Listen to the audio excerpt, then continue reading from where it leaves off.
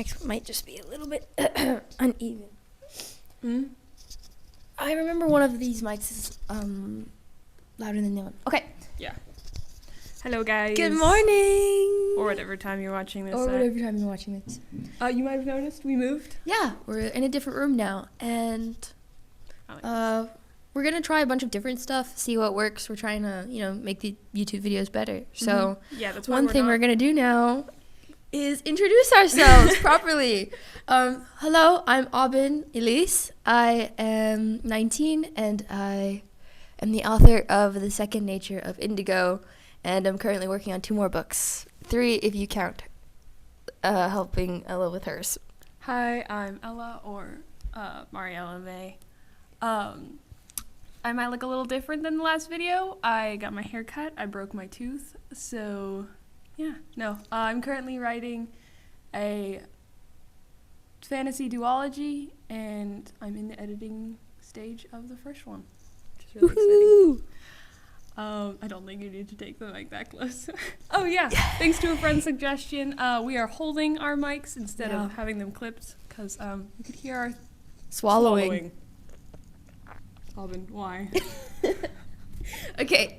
We did this so we wouldn't have. Thank you so much, friend. We love you. Okay, so today to get right into it, because... Go ahead. Today we are going to be talking about what it's like to write a full-length manuscript. And all the things you're going to run into while doing it. So maybe not all. I have a full-length manuscript that's in the editing phases.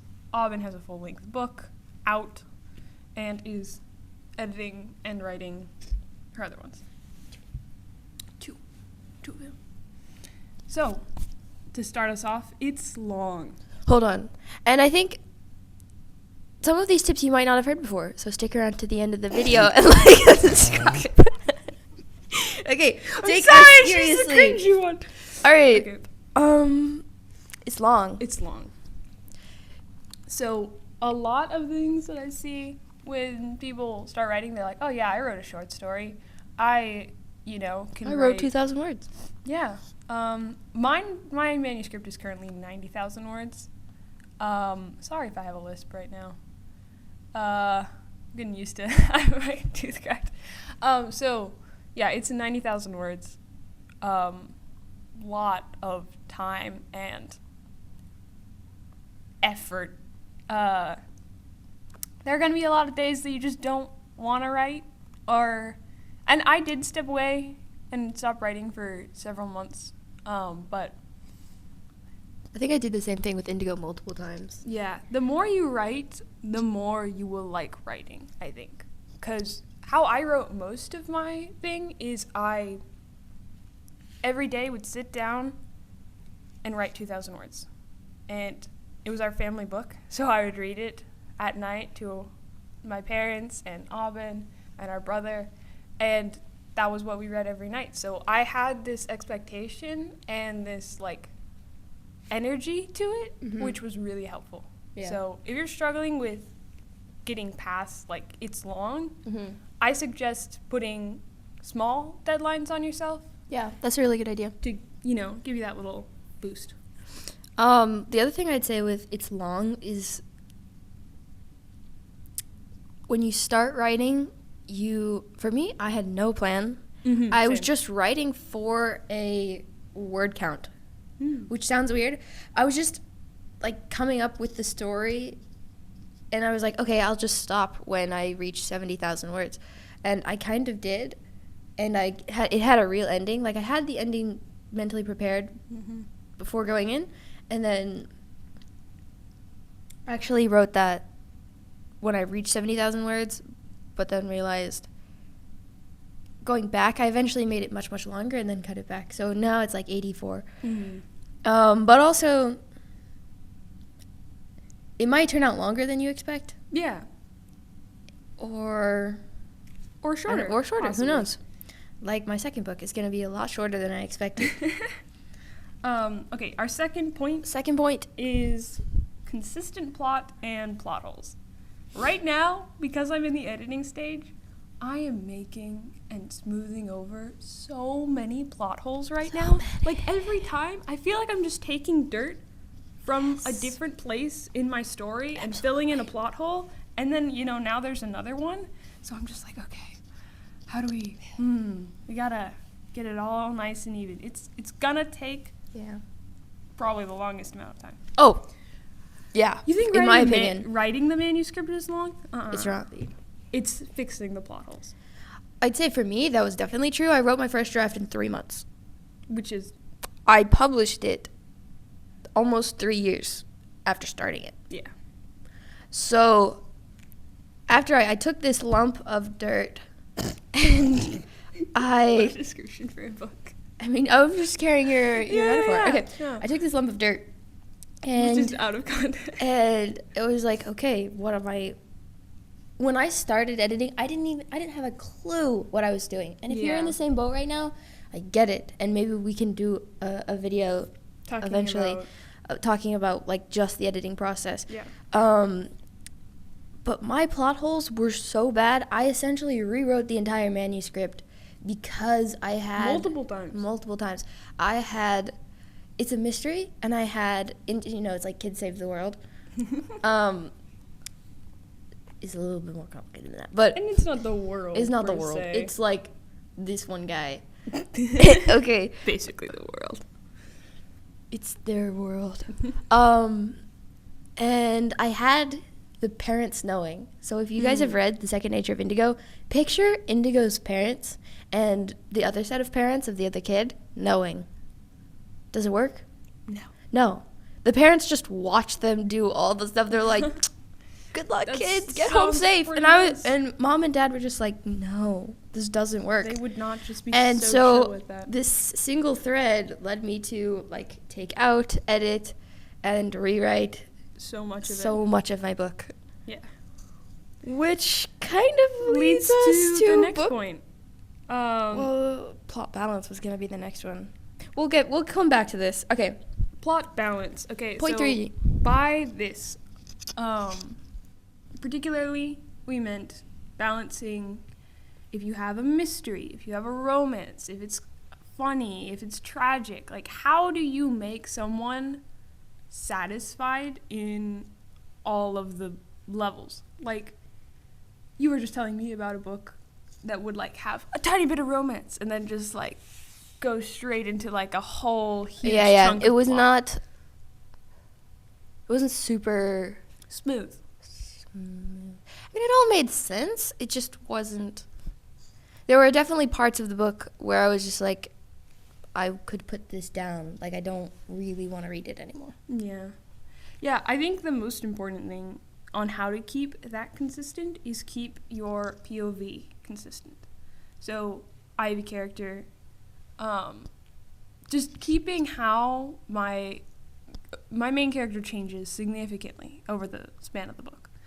But there are certain things that are consistent, and there's a certain amount of romance and tragedy and comedy that is comedy less so. It kind of I don't know, that was pretty funny. Like, we would laugh. Oh, it's funny towards the beginning a lot. It's really funny at the it gets sad.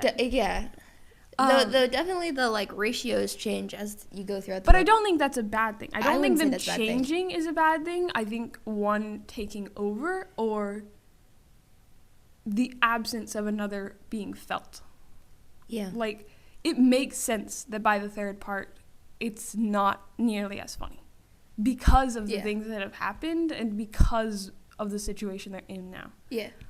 And I think that's another thing with plot balance. Like, if you have the same ratios while the story changes, while it's like the getting world darker, is falling apart. Yeah, it's gonna feel off. So plot balance isn't just about making them all even. It's putting them in where they're meant to be. Yeah. Which is a kind of tricky thing, and it's why a good editor is really great. I would say that the way you do that is part of your writing style. Yeah. Like, how funny is your book? That's a huge part of your style. Like, Anne Lamott does not write the same way Kafka does. Like, those two styles are just wildly different. And their balances are not even close. I don't even think that they're balancing the same things. I would say Kafka created his own kind of thing. He did. Because of his lack of... It's not... He created his own balance, but he just didn't use, like... Standard. He was, like, funny? Why? Maybe. It depends on how your humor is. Yeah, and I don't think that's a bad thing. Yeah, again, Kafka made his own thing.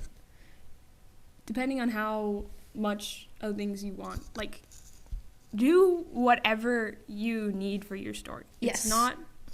And if every story was balanced the same way, it would be really boring. Like, currently, I'm reading Legendary, and it has a very... By Stephanie Garber. Yeah, by Stephanie Garber. It has a very different balance than even Carval, which was the first book of the series. So, like... But it makes sense because of the POV, because of the situation, because of what the world is. Yeah. And it doesn't feel off. It feels correct. Yeah. So it's a really tricky thing to balance, but it's a really, really important thing. Cool.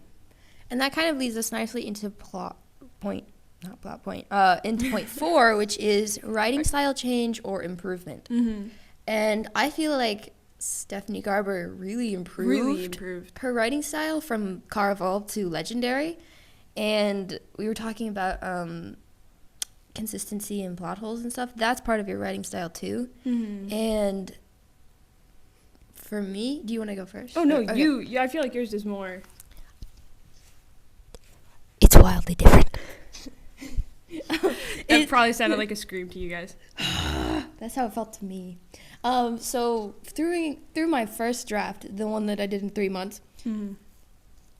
Was my writing style great? No, it was not great. And I'm really grateful that my mom was pretty honest with me about that. Our mom is a really great writer and editor. Yeah. And she was like, okay, so here are some mistakes you're making and you need to go back and fix them. And at the time, that really hurt. This feeds so nicely into... anyway, but then when I went back... our order is so off. When I went back through my book, the way I wrote scenes... was so much better. It improved dramatically. I finished the manuscript, and then after I was editing, and I was like, hey, Mom, can I read you this scene now? And she was like, that is what I was talking about. And I would notice, and she would notice, if there was a scene I didn't edit or edited less, you would notice, which... Because the one would be noticeably worse and one would be noticeably better. And that kept happening. I went through my book, like, I swear to you, 80 times. And every time it got better. And I would be halfway through a book, and I would already notice that I got better at editing from when I started. Mm-hmm. And I was like, I could keep editing this book for the rest of my life. You could. And so my writing style also changed. Like, I didn't just get better at technical writing. Indigo as a character and as a voice also kind of changed. As with my second book, with my main character, my second book changed him forever. Took him forever. It took me forever to figure him out. It's all his fault. And the writing style is very, very different from Indigo for this new book. Because it's a completely different voice. Yeah. Different writing styles, so that's improvement and style change. So yeah, there you go. I'll pass it to you. I mean, mine definitely improved. Like, I'm currently editing stuff, and I'm like, wow, I started 5 sentences in a row with she. All of them are telling, not showing, and not all of them. Not all of them. Now I'm a very poetic writer. I write purple prose, I guess. We were talking about purple prose before we started this. 'Cause that's just what I like to read. Purple prose is an inherently, like, critiquing negative term, I think. Is it? Yeah. Yeah. But you could always steal it and make it positive. I'm gonna make it positive. Purple prose, it's mine now. No, I love reading books that have a confusing, beautiful. What would you say is an example? Book Thief. Oh, yeah. Oh, my gosh. And even Mirror Visitor. Yeah. That one, I feel like that one's a good, like, in between. Yeah. Like, Book Thief and, like, normal books. It has that, like, confusion and, like, beauty to it. Yeah. It has an art in the words. Yeah. Which I think there's always, like, this big, like, oh, you gotta have this, like, you know, save the cat kind of storyline, and gotta follow all the things and blah-de-da-de-da. But I think when you break that, it's when you make really, really great writing.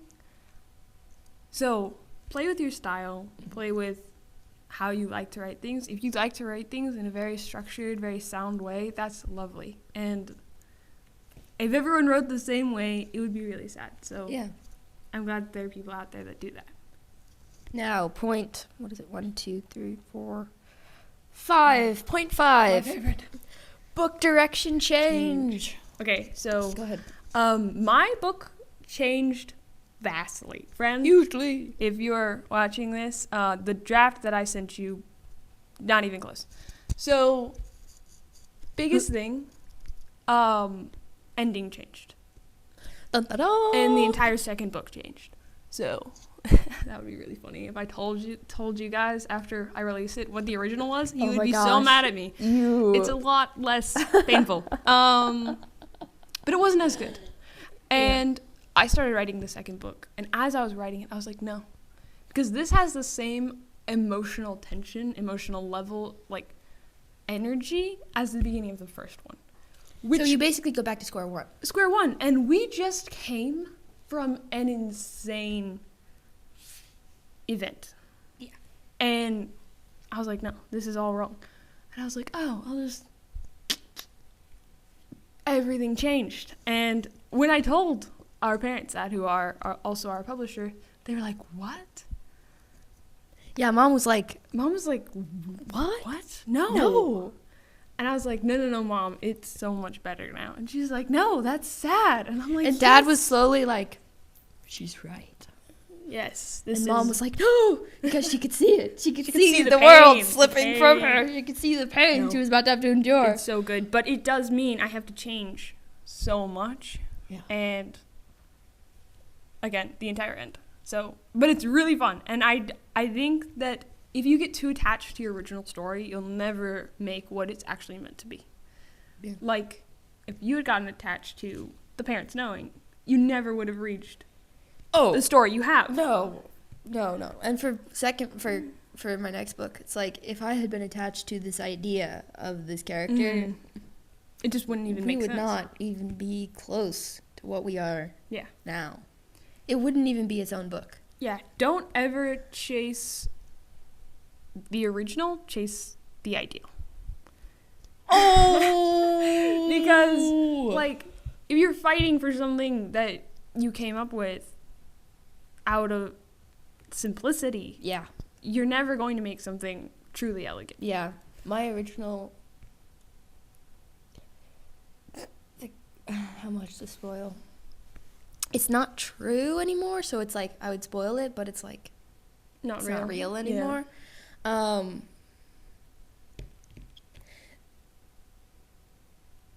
Anyway, but then you would know that didn't happen going into the next book. So anyway, that's true. I was super duper attached to this one ending for this character. And then I had to just as I was questioning everything else, I was like, well, not that. Does this happen here? And then I was like, no, it doesn't. You'll also make, like... But now I think somebody else might have that ending. Oh. Yeah. Oh, interesting. Yeah. Okay, next point. My favorite. Critique! Not my favorite. My second favorite. Book direction change is my favorite. Critique. Point 6. Yeah, so critique is a very, very special thing. Hugely important to the writing process. As we stated earlier, our mom, amazing author, gave us some great critique. Was it painful? Yes. At first, yeah. our dad also gave us some great critique. Was it painful? At first. Yeah. Our brother gave me some great critique. Was it painful? Yeah. So it's not weird to be annoyed at someone critiquing. It's not correcting, it's critiquing. And I feel like it hurts more because it's art. Because you can always be like, well, no, that's like just how the art is. How the art is, but like, what is it though? I was Does always it have to be super scared of collaborating, and I was scared that I it was would too. stop being mine. I was also same. But I realized that their advice was never overtaking mine. It was bringing out what I could actually write. Yes. It was challenging. Yeah. Me. It was challenging me and not changing my story, per se. It was changing my story through challenging me. And it's not taking away your creative license either. No, and it's not rewriting it. It's bringing out the best of you. A really like particular example for Second Nature of Indigo. In the beginning, really early on, I'm not spoiling much, Indigo goes and sees this circus show very similar to Cirque du Soleil. In the original draft, that scene was, I all told laid you out. the entire circus thing, the show. It went on for like 6 pages. Yeah. And it was a pain to edit, and I edited it like 10 times. So many times. With editors. And eventually my dad was like, what if instead you have her telling her nanny, or her nanny basically. What if you have Indigo telling her nanny how she saw the story? And in 15 minutes, I came downstairs with a different I came downstairs with that version and read it to them, and they were like, that's it, that's perfect. Yeah. And I was like, this is exactly what I needed. Yeah. And it was 15 minutes, then it got edited in like maybe 2 or 3 passes. I'm gonna sneeze. I lost it. Oh, so sorry. Yeah. Sorry for your loss. Yeah. Okay. I think that will happen often. Like, there will be many scenes that you write, and they're excellent. Like, Yeah, with like- my second book, there were so many scenes that I loved that all cannot happen now because big things changed.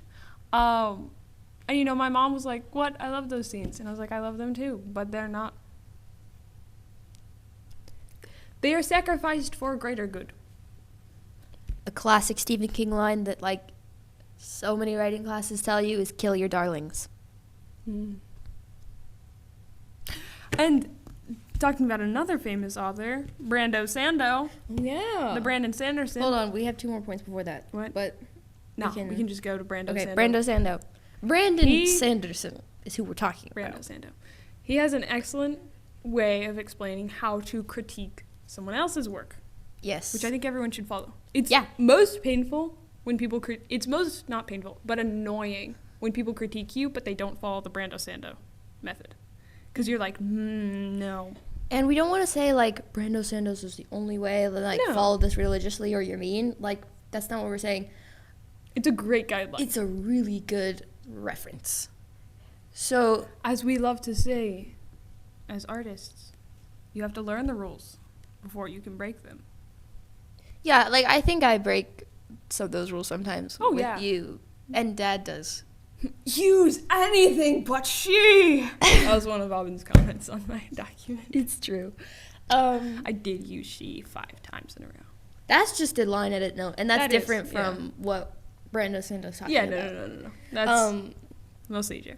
So I think the main overarching point of the Brando Sando critique method is give how you felt. As someone critiquing somebody else's work, Yeah. give how you felt about Yeah. their work, not tell them what to do. Mm-hmm. It's like, So I it's- felt like that was rushed, not, okay, you need to slow all of this down. Yes, Like- exactly. Because the artist does their job when they write their work. You can give them pointers on how to make it better, but you can't tell them what to do. And that's, I think, where the creative license comes in. Yeah, because if you're just like, oh, I thought that was fast, it's like, oh, okay, cool. I'll figure out what to do from there. Exactly, yeah. Like, do I want to slow it? Do I want this to feel rushed? Was that Could my I cut this intention? entirely? Yeah, does this need to be here? Do I need to have as much in here? Do I want to slow it down or just take stuff out? Oops, you're gonna need it. Yeah, so whatever you do when you're critiquing, just don't tell them what to do. Tell them how you felt. Tell them what you saw, what confused you. That's a really important Yeah, word. it is. Always tell them what confused you because they probably can't see it. I knew that. Yeah. Okay, there's this one scene. It's so funny because everyone thought that it was like way more forward than it was, and I was like, no, that's not where that character is. Yeah. They're in a chair. And it was really funny. And none of us do. I realized that I had just never stated where that character was. And we all assumed. Anyway, it was really funny. It was and I didn't even realize that they had assumed that because nobody told me that.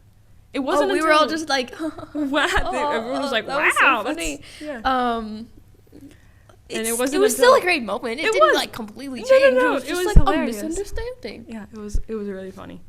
So yeah, just when you're critiquing, they're the artists, they're the owner of the story. Yeah. You are an observer and they trust you to critique, which is really cool. And then on the flip side, as someone who's taking critique, listen to what they say, listen to what they see.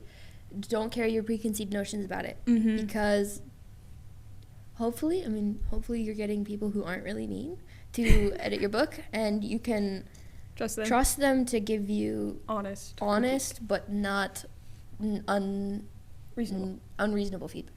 Yeah, like there was this scene that I was super duper proud of. I loved it.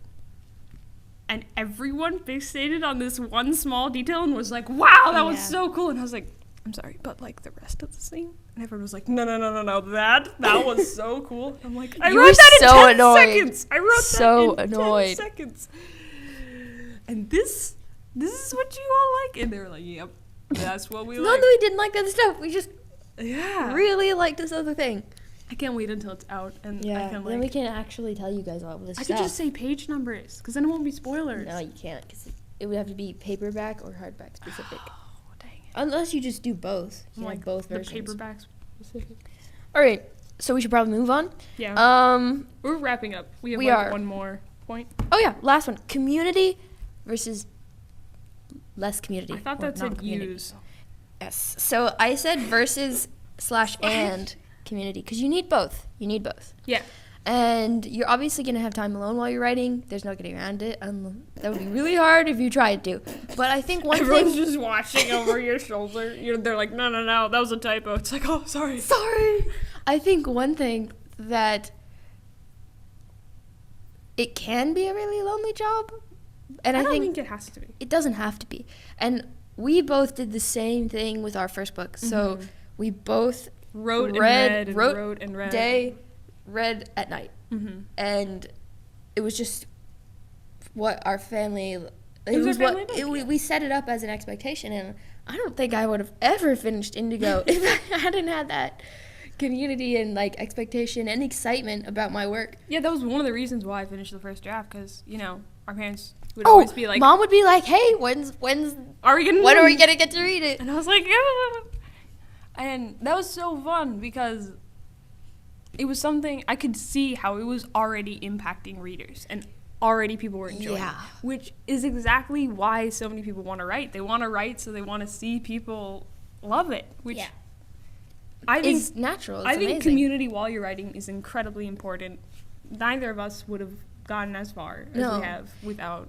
And it's weird because my second book I was really secretive about. She was. Because I was like, I absolutely do not want to have what happened in my first book to happen in my second book. I want it to be perfect. Yeah, I was like, I showed them a mess last time, and this time I want to show them what I can do. Because I was like, because I've improved so much. I've gotten so much better. I want to show them how much I've improved. She has. It's crazy. And I want to... I want to show them this moment I'm creating, because it is such a it's like a punch in the gut and a kiss on the cheek all at the same time. And I want you to experience that, because that is what I'm trying to put in this book. It is. So I was really good. I was trying to make it perfect before they saw it, and Not it was possible. it's not possible. But it's really, really good. And so I think from the time, because I think the first scene I wrote was like, this is how I want the rest of the book to go, was last year at Crazy Writing Week, and now Crazy Writing Week is going on right now. So it's probably been exactly a year, and I only just read you guys what I've on written Christmas. on Christmas Day. And do I wish I had done it sooner? so good. Not really. I mean, I wish I had talked to you about it sooner. Because one thing I did realize as I was being so secretive, like Ella, I've seen all the messy versions of Ella, and I get to see how much it's changed, and that is also a story. Yeah. How much the book has changed is a saga all to its own, and I try and explain how the book has changed to Ella, and it's not the same. She doesn't know how much it's grown and evolved as a Story. as a story. World. And that's kind of something I'm a little bit sad about. I'm a little bit mourning that. So it's okay.